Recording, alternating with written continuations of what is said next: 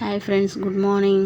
நேற்று ஈவினிங் நான் எக் 65 போட்டிருந்தேன் ஒரு ஷார்ட்ஸு. அதோட ரெசிபி ஒரு பிரதர் கேட்டிருந்தாரு. அவருக்காக இந்த வீடியோ ஆட் பண்ணியிருக்கேன். பாருங்கள், 4 முட்டையை வேக வச்சு எடுத்துக்கோங்க. அது வேகிறதுக்குள்ளே அதுக்கு மேக்னேட் தேவையான பொருள் நம்ம ஆட் பண்ணிக்கலாம். கார்ன்ஃப்ளவர், சால்ட்டு, கடல மாவு, மிளகாய் தூள், மிளகு பவுடர், கொஞ்சம் கரம் மசாலா பொடி நான் வீட்டிலேயே அரைச்சி வச்சுருக்கேன். அதை ஆட் பண்ணி நல்லா மிக்ஸ் பண்ணிக்கோங்க. வேக வச்ச முட்டையை நல்லா பீஸாக கட் பண்ணிட்டு ஒரு 1/2 hour மேக்னேட் பண்ணி வச்சுட்டு எண்ணெயில் போட்டு பொரிச்சு எடுத்திங்கன்னா எக் 65 ஈஸியாக ரெடி ஆயிரும்.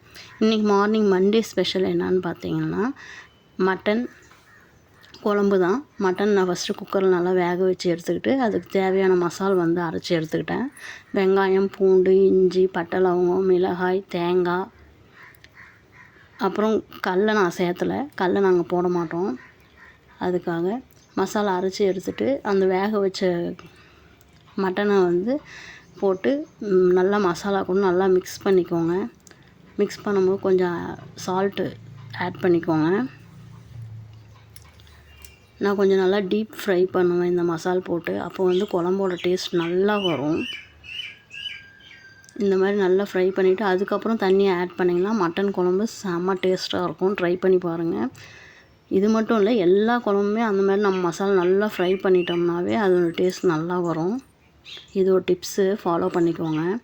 காலையில் நம்ம வீட்டில் தோசையும் மட்டன் குழம்பும் தான். அந்த வேக வச்ச தண்ணியும் நான் அதிலே ஊற்றிக்கிட்டேன்.